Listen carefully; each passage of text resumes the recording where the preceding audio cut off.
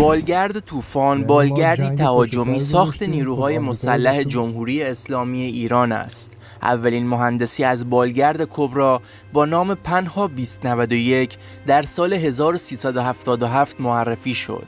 نخستین رونمایی از کبرای جدید در سال 1389 و به فاصله 3 سال بعد در زمستان 1391 با نام طوفان رونمایی شد که به عنوان یک گام جدید در بحث ارتقای ناوگان موجود بالگردی در ایران معرفی شد. بالگردهای طوفان مهندسی معکوس ارتقا یافته بالگردهای AH1 سوپر کبرا هستند. پیش از این نیز از بالگردهای دیگری از کلاس کبرا با نامهای پنها 2091 و یا شباویز 2091 در ایران تولید و رونمایی شده بود، اما بالگرد طوفان از این جهت حائز اهمیت است که در تولید آن نه تنها در ساخت بدن تغییرات جدی به وجود آمده، بلکه در ساخت قطعات الکترونیکی و حتی موتور این بالگرد تغییرات و ارتقاءات سنگینی به وجود آمده است. مشخص‌ترین ارتقاء صورت گرفته در این بالگرد نصب سامانه پایدار شده ژیروسکوپی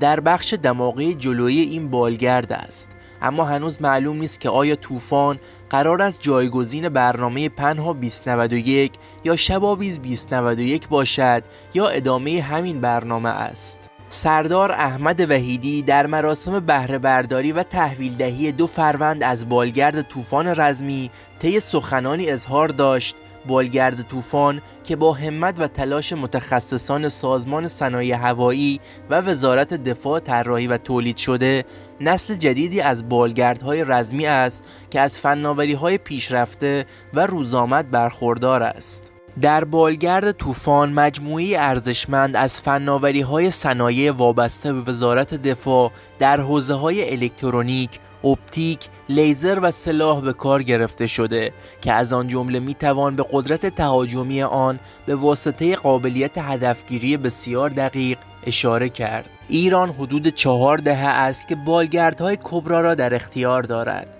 دولت شاهنشاهی ایران در سال 1972 قراردادی به ارزش 708 میلیون دلار را برای تولید 287 فروند از مدل ارتقا یافته بالگرد چند منظوره بل 214 و 202 فروند مدل ارتقا یافته بالگرد و جنگنده سوپر کبرا با شرکت بل هلیکاپتر به امضا رساند. بالگردهای کبرای ایران در جنگ ایران و عراق شرکت مؤثری داشتند. پس از جنگ دولت ایران به دلیل عدم دسترسی به قطعات یدکی برنامه تولید بومی با شیوه مهندسی معکوس و ارتقای این مدل بالگردها را در دستور کار قرار داد. ژیروسکوپ بر اساس گمانه‌های موجود سامانه مورد نظر مدل عقاب 1 ساخت شرکت سایران است.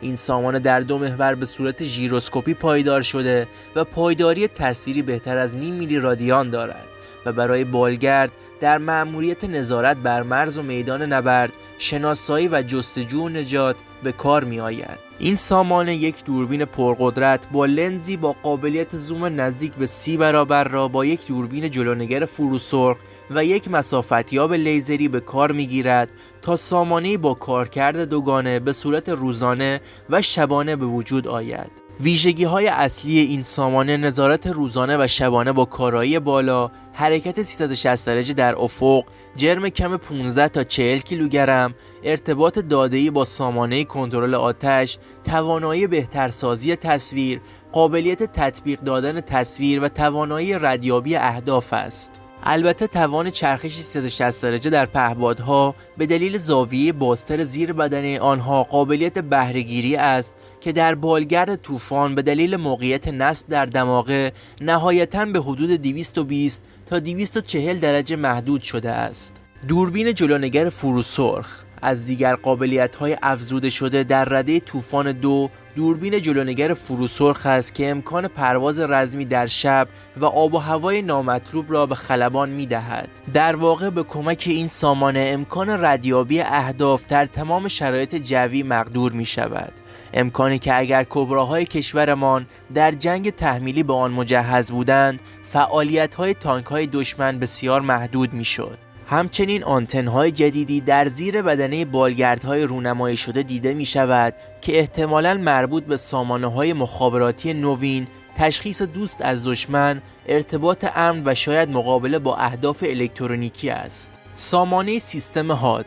گام دیگر در این بالگرد نصب سامانه جدید نمایشگر سربالا است. در بالگردهای کبرای معمولی نمونه ساده از این سامانه برای خلبان کابین عقب وجود داشت که کارایی نمونه جدید بسیار بالاتر است. این سامانه اطلاعات مورد نظر خلبان را بر روی یک صفحه شفاف در مقابل وی نمایش داده و به او کمک می کند تا بدون نیاز به تغییر در زاویه دید نسبت به مسیر پروازی به اطلاعات سامانه های مهم دست پیدا کند. این نمایشگر سربالا در موقعیت های راهکنشی یا به اصطلاح تاکتیکی مختلف، مثلا در پروازهای سریع در ارتفاع پایین، کمک بسیاری به خلبان می نماید. تغییر بعدی در طوفان 2 وجود جایگاهی برای نصب سامانه‌های کمکی روی کلاه پرواز خلبانان آن است. این سامانه‌ها می توانند یکی از موارد دوربین دید در شب، سایت هدفگیری چشمی برای تسلیحات یا نمایشگر چشمی روی کلاه پرواز خلبان باشد. سایت هدفگیری به او این اجازه را می دهد که تنها با چرخاندن سر و مشاهده اهداف، عمل شلیک به سمت هدف یا قفل سلاح روی آن و درگیری البته با توجه به نوع سلاح را به انجام برساند. البته از این روش برای شلیک توپ که قابلیت گردش به سمت هدف را دارد یا موشک‌های هدایت خودکار، مثلا موشک‌های کوتاه‌برد حرارتی میثاق در نقش هوا به هوا میتوان استفاده کرد. موشکی که جای آن در فهرست تسلیحات بالگردهای رزمی کشور به شدت خالی است. نصب نمایشگر چند منظوره MFD در کابین طوفان 2. در بالگرد طوفان 2 با استفاده از 2 نمایشگر جدید فشار کاری خلبان شدیداً کاهش یافته و کاربر میتواند با یک نگاه و در کمترین زمان ممکن اطلاعات مورد نظر را در اختیار داشته باشد. در بالگرد طوفان 2 با استفاده از 2 نمایشگر جدید به جای تعدادی از نمایشگرهای عقربه‌ای قبلی که به صورت پیش‌فرض تنها داده‌های ضروری پرواز را نشان می‌دهند، بار کاری خلبان شدیداً کاهش یافته و کاربر می‌تواند با یک نگاه سریع و در کمترین زمان ممکن اطلاعات مورد نظر را از کابین خلوت شده خود در اختیار داشته باشد و در صورت لزوم با استفاده از کلیدهای اطراف نمایشگر اطلاعات سامانه‌های دیگر از جمله تصاویر دریافتی از دوربین‌های دماغه را از رایانه کنترل پرواز درخواست و مشاهده کنند. اینم از بررسی بالگرد طوفان که به درخواست شما عزیزان براتون منتشر شد. امیدوارم از این ویدیو دانستنی نظامی لذت برده باشید. راستی اگر شما هم به هر نوع دانستنی نظامی علاقه‌مند هستید و دوست دارید راجبش اطلاعاتی به دستتون بیاد، میتونید توی کامنت ها از ما درخواست کنید و ما به صورت یک ویدیو براتون منتشر میکنیم. لطفاً لایک و سیو و شیر و کامنت فراموش نشه و اگر میخواید از ویدیوهای کانال با خبر بشید، کانال دانستنی ناب رو سابسکرایب کرده و زنگولش رو فعال کنید تا از جدیدترین ویدیوها بهره مند بشید.